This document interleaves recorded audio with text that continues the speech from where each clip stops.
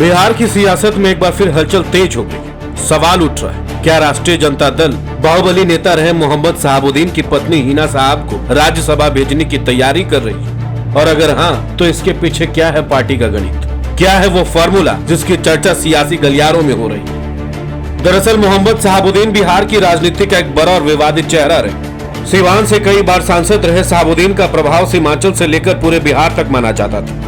उनके निधन के बाद राजनीतिक विरासत का सवाल उठा और तभी से हिना साहब सक्रिय राजनीति में ज्यादा दिखने लगी। दरअसल बिहार में खाली हो रही 5 राज्यसभा सीटों को लेकर सभी राजनीतिक दलों ने तैयारी शुरू कर दी। एनडीए के खाते 4 सीटें जा रही हैं, तो वही विपक्ष 1 सीट लेने के लिए जोर लगा है। इसके लिए फार्मूला सेट किया जाने लगा है। इसको लेकर आरजेडी के विधायक भाई वीरेंद्र ने बड़ा बयान दिया है, साथ ही जीत का दावा भी किया। सोमवार यानी आज पत्रकारों से बातचीत के दौरान भाई वीरेंद्र ने इस पर अपनी प्रतिक्रिया दी। राज्यसभा चुनाव को लेकर उन्होंने कहा कि फार्मूला सेट हो जाए। हमारी व्यक्तिगत राय है कि किसी अकलियत को सीट दी जाए, खासकर हिना साहब को दे दिया जाएगा तो सीट हम निकाल लेंगे। देखिए, अब तो इसमें शीर्ष नेतृत्व सोचेगा कि क्या करना चाहिए, लेकिन 1 सीट हमको मिलना ही है और विपक्ष 1 सीट लेगी। लेकिन हमारी अपनी व्यक्तिगत राय है कि किसी अकलियत को, और भी अकलियत कौन हो, हिना साहिबा का अगर बना दिया जाता है राज्यसभा उम्मीदवार, तो एक तीर से कई निशाने हम लोग साध लेंगे और सब काम हो जाएगा। इस सवाल पर कि एआईएमआईएम कह रहा है कि हम अपना कैंडिडेट देंगे, इस पर भाई वीरेंद्र ने कहा कि हर कोई कहता है, लेकिन जब चुनाव का वक्त आता है तो गोटी बैठाना पड़ता है। तो हमको नहीं लगता कि हम जो उम्मीदवार चाहते हैं, अगर उस उम्मीदवार को खड़ा करे तो एआईएमआईएम विरोध करेगा। अगर हिना साहब को खड़ा किया जाएगा तो वो सीट निकाल लेंगे। हालांकि एआईएमआईएम के बिहार प्रदेश अध्यक्ष और विधायक अख्तरुल ईमान ने कहा है कि हम राज्यसभा चुनाव में अपना उम्मीदवार देंगे। उन्होंने इसके लिए विपक्षी दलों का सहयोग मांगा।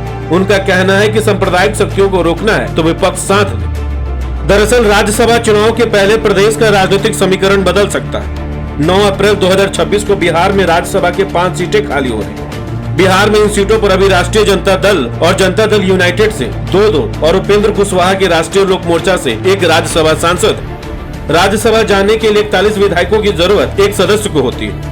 संख्या बल कम होने के बावजूद आरजेडी की कोशिश है कि राज्यसभा की 1 सीट उसे मिल जाए। इसके लिए आरजेडी को ऑल इंडिया मजलिस इत्तेहादुल मुस्लिमीन से हाथ मिलाना होगा। असदुद्दीन ओवैसी की पार्टी ने इसके लिए आरजेडी के सामने 2 प्रस्ताव रखा है। पहला यह कि दबंग के रूप में विख्यात दिवंगत पूर्व सांसद शहाबुद्दीन की पत्नी हिना साहब को उम्मीदवार बनाया जाए। दूसरा, विधान परिषद की 1 सीट एआईएमआईएम को मिले।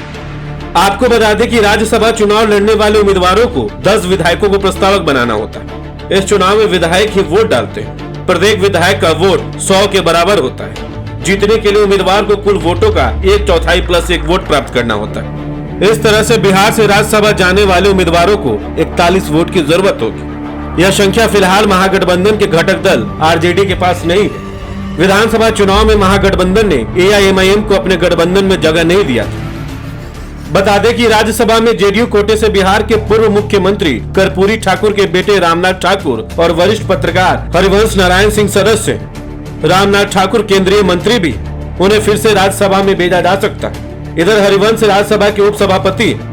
भारतीय जनता पार्टी ने राष्ट्रीय लोक मोर्चा के संस्थापक उपेंद्र कुशवाहा को राज्यसभा में जगह दी थी। वहीं आरजेडी के पास अपने विधायकों की संख्या इतनी कम है कि वह एक भी उम्मीदवार को राज्यसभा भेजने में सक्षम नहीं है। दरअसल एनडीए गठबंधन के पास विधायकों की संख्या 202 है। बीजेपी के पास 89 विधायक हैं, जेडीयू के पास 82, हिंदुस्तानी अवाम मोर्चा के पास 5, लोक जनशक्ति पार्टी रामविलास के पास 19 और राष्ट्रीय लोक मोर्चा के पास 4 विधायक। 5 सीटों पर विजय पाने के लिए एनडीए को 205 विधायकों की जरूरत है। एनडीए के पास 3 विधायक फिलहाल कम है। इस लिहाज से एनडीए भी जोर शोर का प्रयास शुरू कर दी। वहीं महागठबंधन में आरजेडी के पास 25 विधायक, कांग्रेस के पास 6, सीपीआईएमएल के पास 2, सीपीआई के पास 1 और आईआईपी के पास 1 विधायक। ऐसी स्थिति में बिना एआईएमआईएम के 5 विधायक और बीएसपी के 1 विधायक का समर्थन लिए बिना आरजेडी एक भी प्रत्याशी को राज्यसभा नहीं भेज सकती। दरअसल हिना साहब गैंगस्टर और पूर्व सांसद शहाबुद्दीन की पत्नी व सीवान लोकसभा क्षेत्र से आती। बिहार की राजनीति में शहाबुद्दीन कुख्यात रहा। हिना साहब ने 2009, 2014 और 2019 में आरजेडी के टिकट पर चुनाव लड़ा था। हालांकि उन्हें हार मिली थी। साल 2024 में निर्दलीय उम्मीदवार के रूप में उतरी और दूसरे स्थान पर रही। बाद में वो बेटे ओसामा के साथ आरजेडी में वापस लौटे। अभी वो आरजेडी के अल्पसंख्यक प्रकोष्ठ के राष्ट्रीय उपाध्यक्ष है। वो अपनी जनसभाओं में अक्सर बुर्का पहनकर जाती और आरजेडी के मुस्लिम यादव समीकरण के सियासी गठजोड़ में फिट बैठते हैं। उनके बेटे ओसामा साहब वर्तमान में रघुनाथपुर से आरजेडी के विधायक हैं। गौरतलब है कि आरजेडी के राजनीति का मूल आधार मुस्लिम और यादव समीकरण है। इस बार के विधानसभा चुनाव में असुद्दीन ओवैसी ने सीमांचल में इस समीकरण को तोड़ दिया। उसके 5 विधायक यहां से विजयी हुए। असुद्दीन ओवैसी की पार्टी मुस्लिम वोट बैंक के भरोसे ही राजनीति करती है। अगर राष्ट्रीय जनता दल हिना साहब को उम्मीदवार बनाती है तो मुसलमानों के बीच बेहतर राजनीतिक संदेश जाएगा। मुनाफे में एआईएमआईएम को एक मुस्लिम विधान पार्षद भी मिल जाएगा। ऐसी स्थिति में पार्टी का जनाधार बढ़ेगा। अगर हिना साहब को राज्यसभा का टिकट मिलता है तो यह सिर्फ एक नामांकन नहीं होगा, यह संदेश होगा शहाबुद्दीन की राजनीतिक विरासत को सम्मान, मुस्लिम नेतृत्व को प्रतिनिधित्व और सिवान की राजनीति में नई पारी की शुरुआत। अब देखना होगा कि आरजेडी का अंतिम फैसला क्या होता है। क्या फार्मूला वाकई लागू होगा या आखिरी वक्त में कोई और नाम सामने आएगा। आप इस खबर को लेकर क्या सोचते हैं? अपनी राय हमें कमेंट्स में जरूर बताएं। बहुत बहुत शुक्रिया।